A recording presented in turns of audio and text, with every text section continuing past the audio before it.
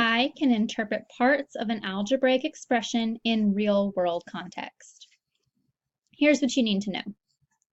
The parts of an expression are here. We have coefficients, variables, constants, and terms.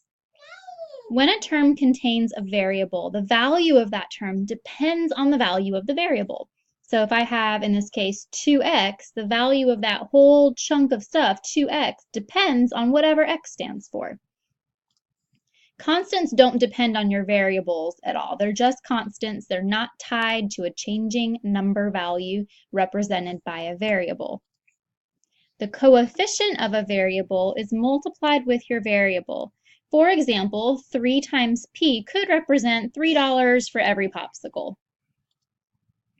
Percentages can be represented as fractions or decimals.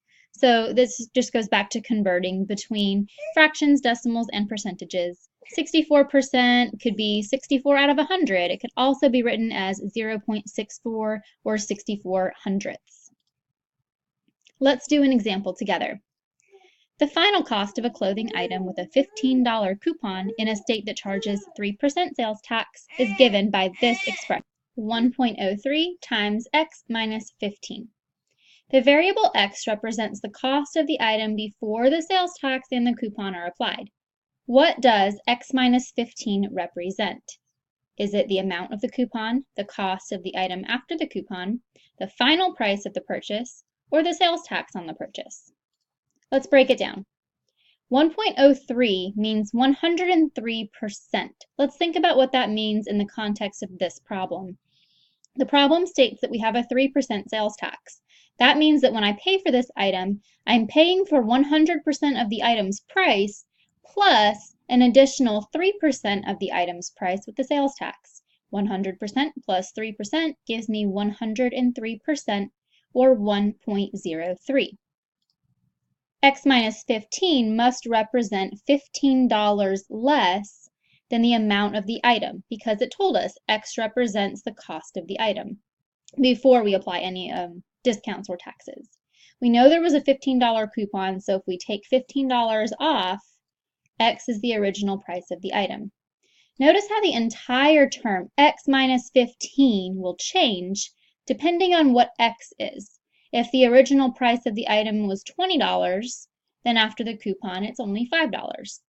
If the original price of the item was $100, then after the coupon we'd be paying $85 on just the item itself. So judging by this information, X minus 15 represents $15 less than the amount of the item. That means choice B would be the most correct. That's the cost of the item after the coupon, but before we do any of the taxes. Go ahead and pause, try this one, and we will check it together. In some states, you pay a sales tax on items you purchase. A sales tax is a percent of what the customer pays for an item that costs X amount of dollars. The expression 0.08 times X minus 0.04 times X represents the amount of sales tax in a certain state that would be collected on an item that has been discounted by a certain percent. The expression has two factors.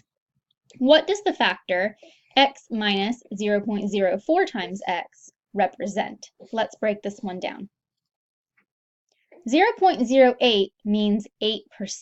Let's see if we can figure out if there's 8% somewhere in the information that was given to us. The problem states that there is a certain sales tax on a discounted item. So we're going to take the discount first, then take the 8% sales tax. To discount the item first, that discount step is going to have to come sooner in the order of operations. So this 0.08 is being multiplied.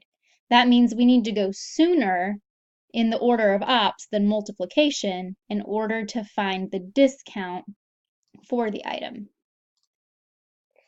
Even though we can't see it, there's a coefficient of 1 in front of our x. 1, or 1.00, means 100%. This means that the term is representing 100% of the price of the item or its original regular cost.